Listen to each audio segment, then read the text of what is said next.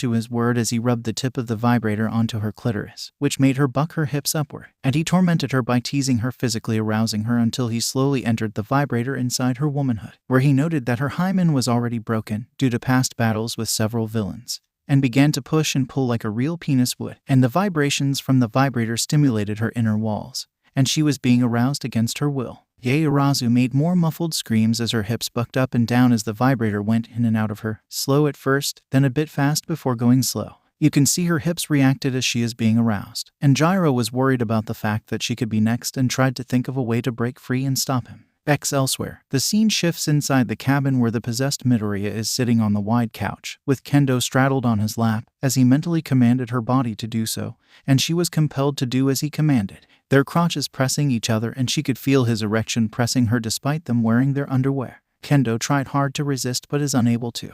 And there the possessed Midoriya made his move and verbally motions her to embrace him, which she was forced to do so, and there the possessed Midoriya smirked as her breasts are just in front of his face, and took his time to savor the scent of her upper body, and started to tease her by rubbing his lips against her nipples, doing this for a few minutes before lapping one. Kendo closed her eyes as she realized that she is being plundered and tried hard to resist and move, but was unable to, realizing that hentai wasn't kidding when he said that he used a quirk, similar to Midnight's, on her to make her body follow his verbal command. And now the possessed Midoriya was lapping her left nipple, and his fingers caressing her right nipple, and you can see that they are now hardening. And the possessed Midoriya sensually suckle her nipple in a way to make her feel sensually good. And Mai was forced to moan as her body accepted the sensations she is feeling.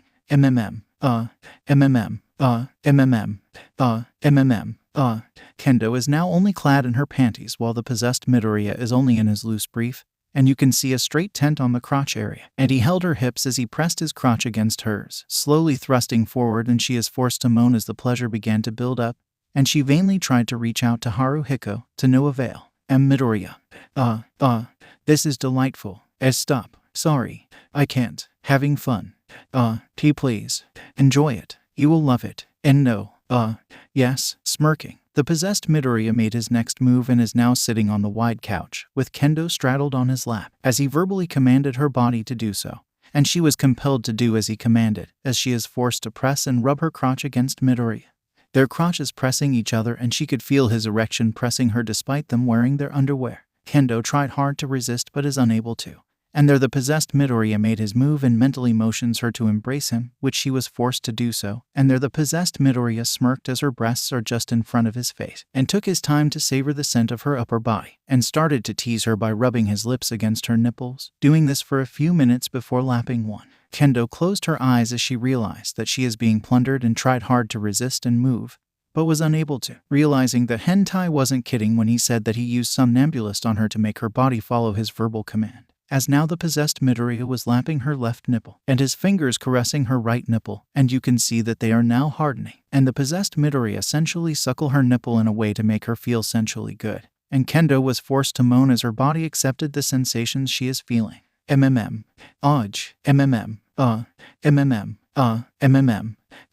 possessed Midoriya is reveling at the feeling he is experiencing, as he get to taste a beautiful girl in the form of Itsuka Kendo, and tasting her nipples is just the start, as he slowly tasted it and can feel it harden further, which he is enjoying, and then he lapped the other, which also hardened, and after that he sensually, yet gently, suckled them in a way that further aroused her, hearing her making whimpering sounds as music to his ears. And he upped the ante by gently biting her nipples each, in a way that does not hurt her, only arousing her. And the action increases the pleasure within her body, and thus caused Kendo to moan, and demanded to the possessed Midoriya to stop, but hentai said they are just starting. Midoriya. This is delightful. Stop. Sorry, I can't. Having fun. Please. Enjoy it. You will love it. And no. Yes. Kendo realized that the perverted villain has no intention of stopping, and struggled to try and break free, but it was no use as her body would not listen, as the possessed Midoriya kept on suckling her nipples, and after that he kissed her on the lips. And to her surprise, her body reciprocated the gesture despite her mentally rejecting it. And via hentai's verbal command, Kendo was forced to use her tongue to clash with his, and she is forced to moan along with him.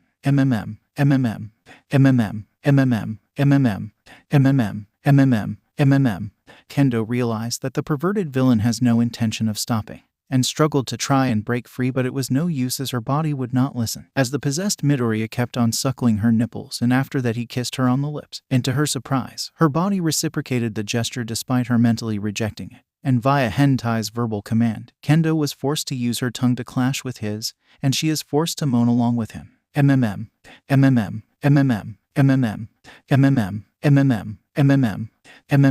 Furthermore, hentai uses Midoriya's body to pleasure Kendo as he held her hips and made her rub her crotch against Midori. where she could feel his brief-covered erection rubbing against her clitoris. And despite wearing her panties, she could feel her crotch being aroused, and there the possessed 𝗵𝗃𝗧 resume and lapping her nipples, and she is moaning against her will as his body is steadily getting more aroused. 𝗵𝗵𝗵, 𝐿𝐼H, 𝗵𝗵𝗵, 𝐿𝐼H, 𝗵𝗵𝗵, 𝐿𝐼H, 𝗵𝗵𝗵, 𝐿𝐼H. Elsewhere, the scene shifts at the cabin house where the possessed boy is molesting 𝐒𝐬𝐬𝐺 while 𝗔𝗨𝗧 is forced to watch the scene, as she tried all she could to break free. But it was in vain, and she mentally wished that someone would know what she and 𝐒𝐬𝐬𝐺 are going through, and wished that 𝗵𝗃𝗧 and 𝗀𝐻𝑜 would be aware of the situation. What she do not know is that 𝗵𝗃𝗧 and 𝗀𝐻𝑜 are also in a similar situation, and with the rest of Class 1 unaware of the situation. 𝗔𝗨𝗧 and 𝗂𝐬𝐬𝐺 are under the perverted villain's mercy, as they are tied up, gagged, their quirks erased, and right now she is immobilized while 𝗂𝐬𝐬𝐺 is being violated. The possessed boy then used his hand to fondle 𝗂𝐬𝐬𝐺's breasts, caressing her nipples which further hardened, and he gently pinched them to the point where her body responded in arousal. With her mouth gagged, she is forced to make muffled moans as the possessed kept on fondling her nipples while using his other hand to rub the tip of the vibrator onto the crotch area of her panties. Nice boobs. Your nipples are so soft, yet hard. You should enjoy this more often. We should start soon. Right about now. The possessed boy then upped the ante as he took out a scissors and began to cut her panties, and 𝗂𝐬𝐬𝐺 is fully naked, which she stared wide-eyed as she realized that the villain 𝗵𝗃𝗧𝗵𝗲, who is currently possessing the victim's body, is about to molest her further and tried to resist. But the possessed boy smiled as he stared at her womanhood, which was fully shaved. He commented how sexy she looked despite her mature look, and said that he will make her a real woman.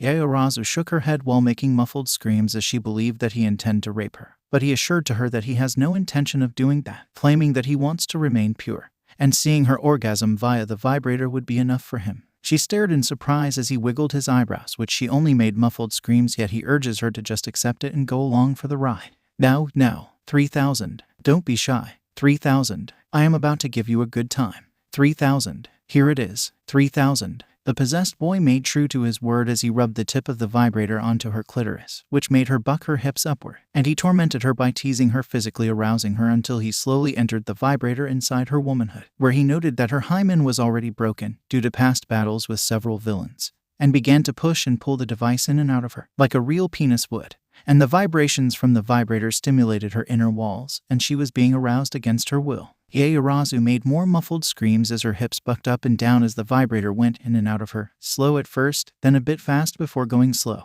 You can see her hips reacted as she is being aroused, and 𝗔𝗨𝗧 was worried about the fact that she could be next and tried to think of a way to break free and stop him. The possessed boy then set the vibrator in automatic mode and leave it there, as the device continued to make vibrations inside her womanhood, while he began to fondle 𝗂𝐬𝐬𝐺's breasts, kneading them while gently pinching her nipples. And his actions, along with the vibrator, started to steadily increase the arousing sensations within her body, as her hips started to buck and thrust against her will as the arousal began to dictate her body action.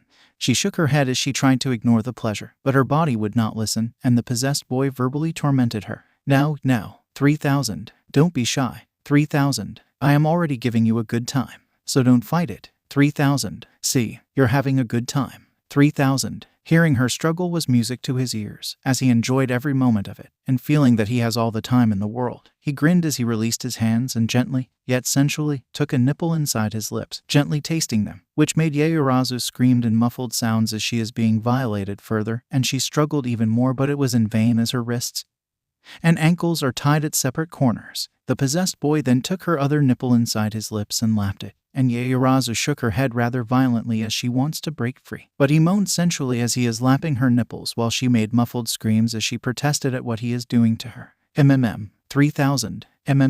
3,000. 3,000. Back at the other cabin, the scene shows that the possessed 𝗵𝗃𝗧𝗵𝗃𝗧 is also having fun, where he stood in front of 𝗀𝐻𝑜, who is sitting by the couch, as he mentally directs her to remove his brief, but she is compelled to do so, and thus her eyes widened as she is face to face with 𝗵𝗃𝗧𝗵𝗃𝗧's penis, which is in full strength, pointing straight in a bit upward angle, and is throbbing hard. 𝗀𝐻𝑜 wanted to turn her face away but is unable to do so as her body movements were under the villain's control, and the possessed 𝗵𝗃𝗧𝗵𝗃𝗧 began to verbally taunt his prisoner by saying that she is so fortunate that she would get to see her lover's body, but she was defiant, stating that 𝗵𝗃𝗧𝗵𝗃𝗧 would never stoop to this level. But the villain, hentai, speaking via 𝗵𝗃𝗧𝗵𝗃𝗧's voice, teased her by saying that she should just imagine this as having fun with 𝗵𝗃𝗧𝗵𝗃𝗧, as she is facing him right now, which she angrily rebutted, only to be taunted back by the villain. Now, be happy. At least you are about to be due by this boy and not me. The villain is hentai, thus you get to make love with this boy. You damn hentai. You're using Midoriya's body just to. But technically, it is Midoriya who is about to do you. Damn you. Well then ... this is better than being touched by an actual villain ... and at least a real boy is about to touch you ... not yours truly. Ew. As Kendo twitched her eyes in annoyance, the possessed Midoriya smirked as he wiggled his eyebrow, and there she stared in shock as her body moved against her will. As her right hand encircled around Midoriya's penis, feeling it throb hard, and her hand began to move back and forth, feeling its smooth skin as well as its hardness. She realized that hentai is forcing her to masturbate Midoriya against her will, and she couldn't believe this. Kendo verbally denies her actions, but the possessed Midoriya is enjoying this and teases her by saying that she should enjoy this as well. And no, yes, stop this, can't ... the fun has commenced. Don't do this, I just did. Midoriya, wake up, it can't hear you. He is in deep slumber ... yet all he can feel right now is pleasure. Sensual pleasure. Kendo became more worried as her hand slowly increases the speed of the rubbing, feeling Midoriya's penis throbbing harder and harder, and she tried hard to resist, but is unable to. And the possessed Midoriya stepped forward up to the point where the boy's hard penis is near her face, which made her blush furiously as she could not believe this is happening. There he told her that he is going to up the ante a little bit, and she protested, which he gleefully states that she should embrace it and enjoy, as the fun part is about to commence. Before she could protest further, she was taken by surprise as her body moved on its own, and to her utter shock, Kendo's face moved forward and planted light kisses on the head of Midoriya's penis, and after several seconds she was compelled to take his shaft inside her mouth and moved her head back and forth as his penis moved in and out of her mouth. The possessed Midoriya moaned in delight as he tells Kendo to enjoy it, as she silently pleaded to Midoriya to wake up, while at the same time wished that Ieyasu and Jiraiya would find out her and Midoriya's predicament and chase off the villain from Midoriya's body, unaware that her two schoolmates are also facing the same problems. This feels good.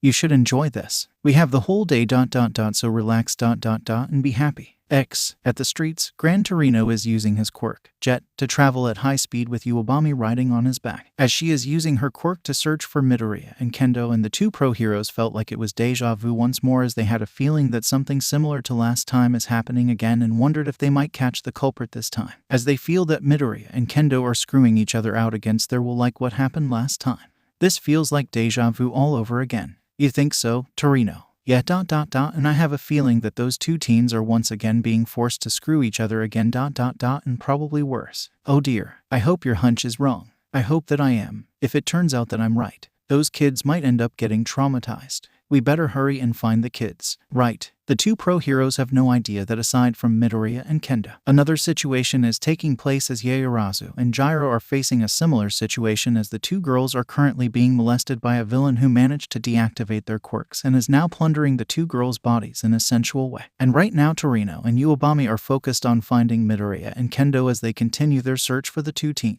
As Torino flew, some motorists were startled and unjustly berated the elderly pro hero for his antics, not knowing that he and 𝗂𝐵 are in an important mission. Hey, watch where you're going, reckless flyer. I hope you get an accident. Don't be a Superman. Go jack off somewhere, you asshole, flying motherfucker.